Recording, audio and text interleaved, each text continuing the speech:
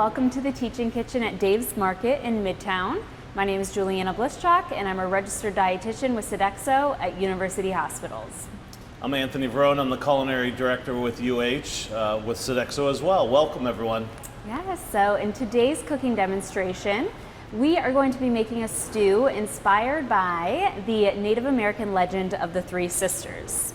So it's the Haudenosaunee or Iroquois who are credited with giving this name to squash, beans, and corn. But many different indigenous communities have their own take on the Three Sisters legend. Essentially, the common theme is that there are three sisters.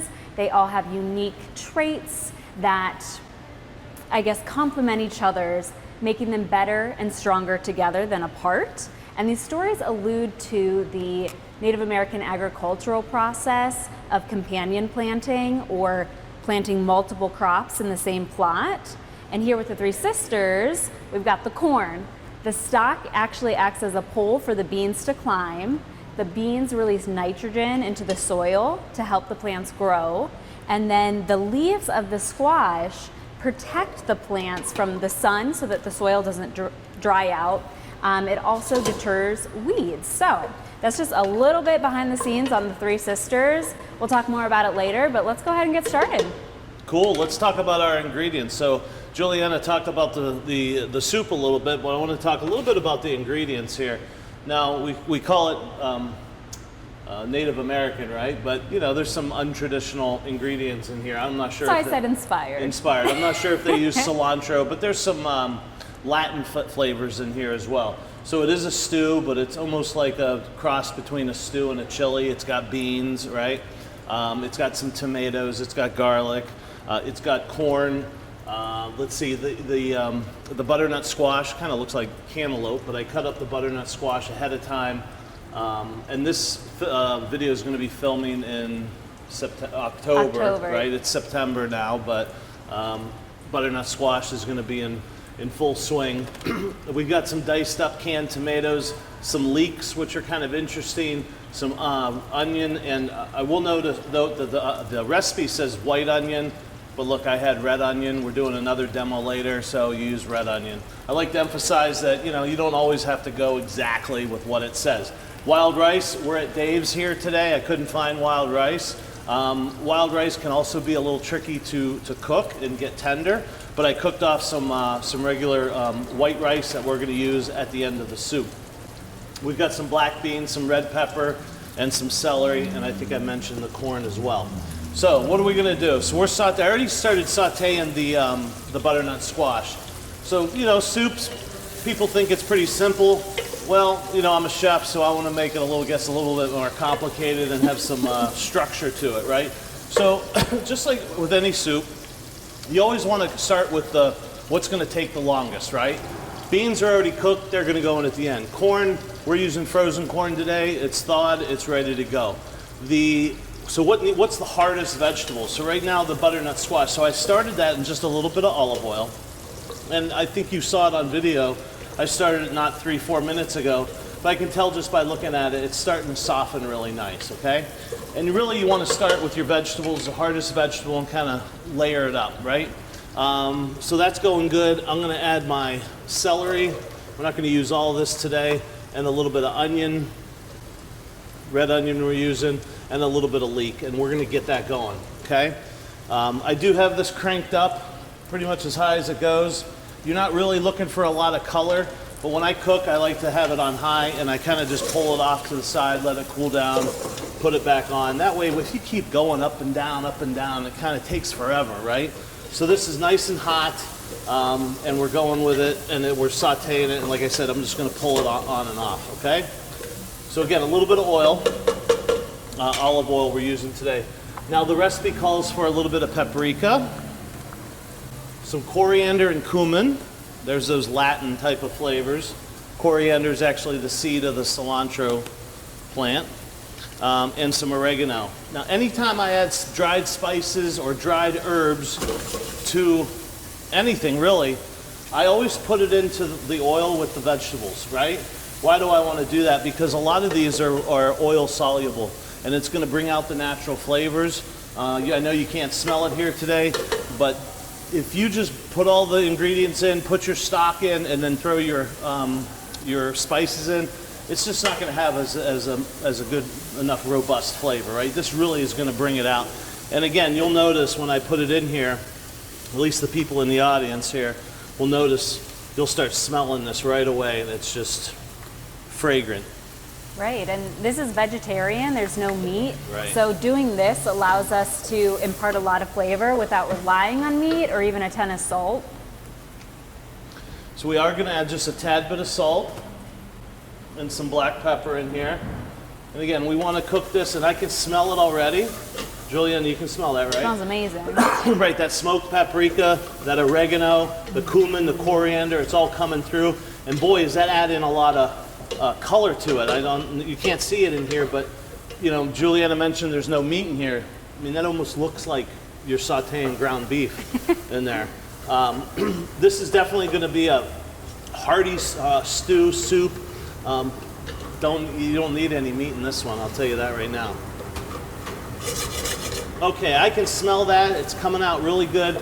I also want to add my garlic right now because, again, you don't want to just add that raw to liquid. You want to kind of brown it up in there, toast it up a little bit, and right away I can get that aromatic, that fragrance just coming through.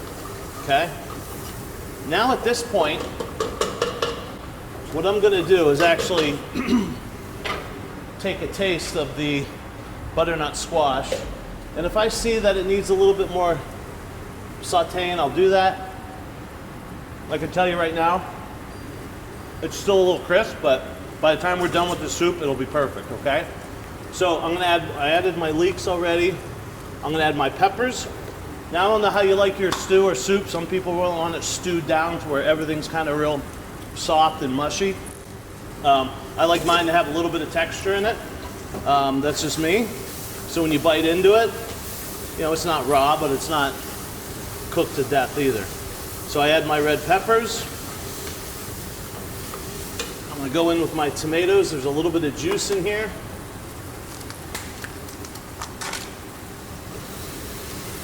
What that juice on the bottom is doing, there's a little bit of caramelization on the bottom. It kind of brings it up, right? There's a French term called fond, F-O-N-D. And that's basically the drippings like you get when you roast a turkey. Just adds a ton of flavor that's on the bottom. And you're kind of bringing it up. So I'm deglazing with a little bit of that juice from the tomato. We're just going to let that go a minute here. So what else, Juliana? What else? I got to let this cook. So what else can we talk about here? There's plenty to talk about. So the Three Sisters are more than just agriculture. To Native Americans, they're a very, very important part of their culture and their spirituality. Corn, beans, and squash are considered sustainers of life. They are grown together and then they're also eaten together because each contributes different nutrients to the dish. So depending on the type of squash or beans you use, of course there's going to be a little bit of a difference in nutrition, but in general, squash is going to provide antioxidants, fiber, minerals like potassium, vitamins like niacin and vitamin C, as well as beta carotene, which turns into vitamin A.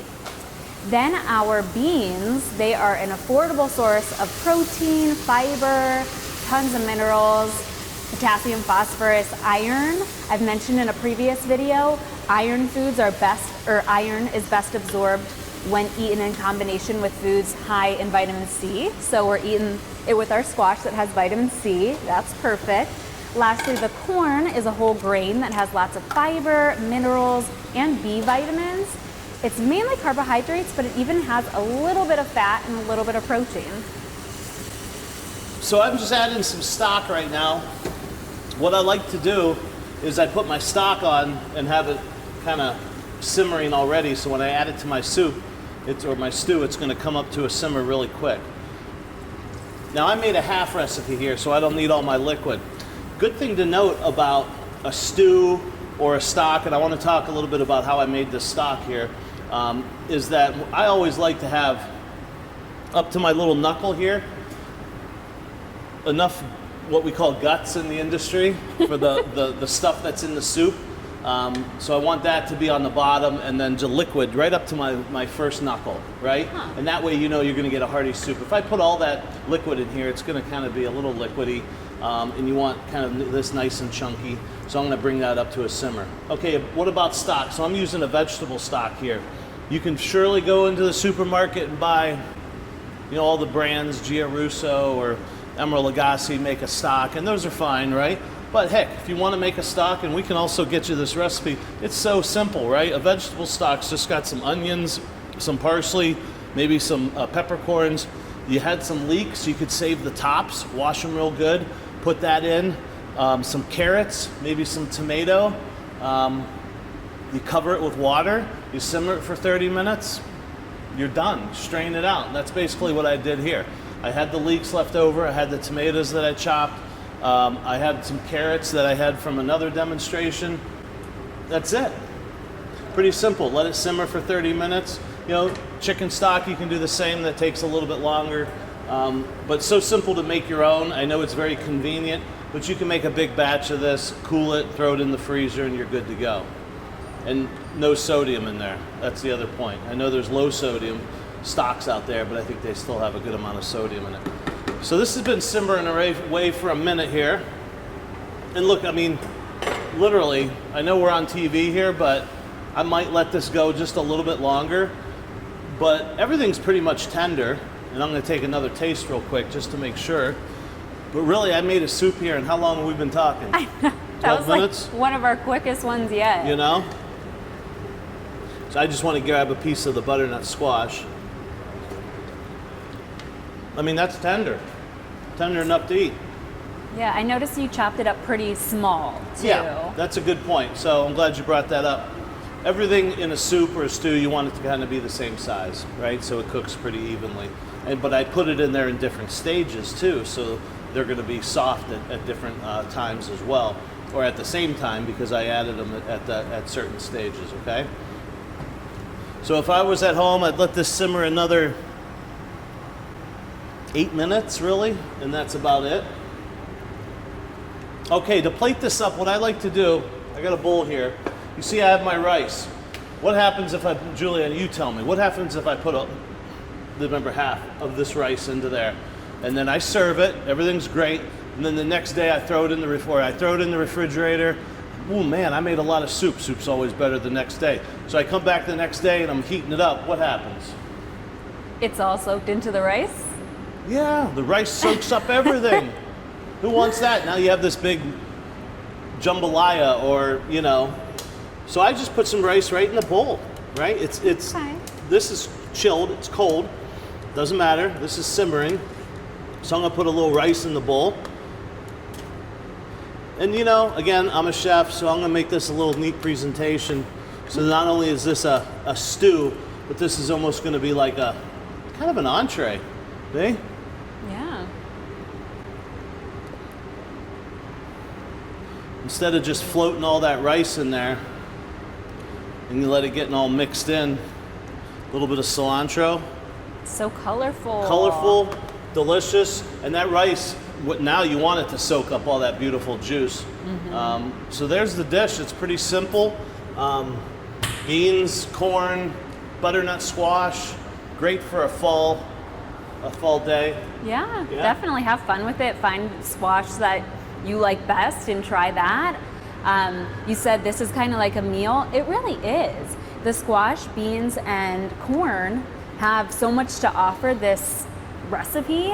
I also did want to mention too, the fact that we're using a little bit of fat in here to saute is actually a good thing, helps balance it out because the fat is important for helping our body to absorb fat-soluble vitamins. You talked about fat-soluble spices, and then of course there's vitamins A, D, E, and K that need fat to be absorbed by the body.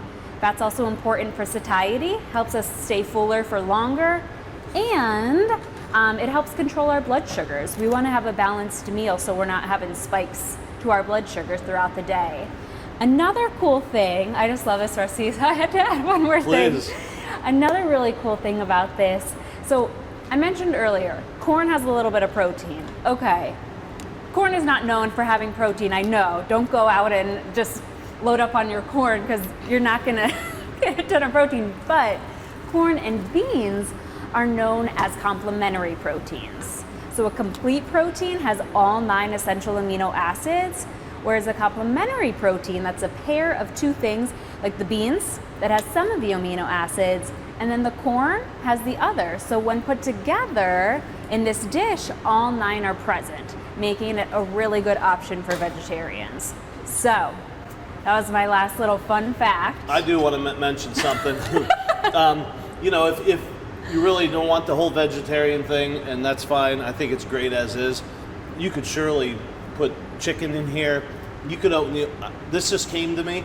You know, if you want to do boneless, skinless chicken thighs or bone-in chicken thighs, you could almost do like a cacciatore with this, where you brown the chicken, you cover it with the sauce, you simmer it, right? Get it nice and tender. Now you're gonna have some chicken flavor in there. A piece of hearty fish, like you know, swordfish, not really something light because this is already hearty. A piece of salmon on top of this would be amazing right there. But just plain as it is, vegetarian's perfectly fine. You could put ground turkey in here. I mean, there's so many different ways you can make the recipes. Remember, I always say this isn't baking. If you don't like corn, don't put corn. You want pinto beans, put pinto beans. You don't want butternut squash, you could use acorn. You could use zucchini, just don't cook it like I did. You know, zucchini's really soft, so, you know, but use zucchini, use eggplant. It's endless. And different spices, too. We could turn this into an Indian dish if we wanted to add some curry or some allspice or different things like that. So yeah, use what you've got. Yeah, runs the gamut. You can't beat it. Yeah. All right. Well, yeah, we hope you'll be inspired to try this fall. Get cozy and enjoy. Thanks for joining us. Take care.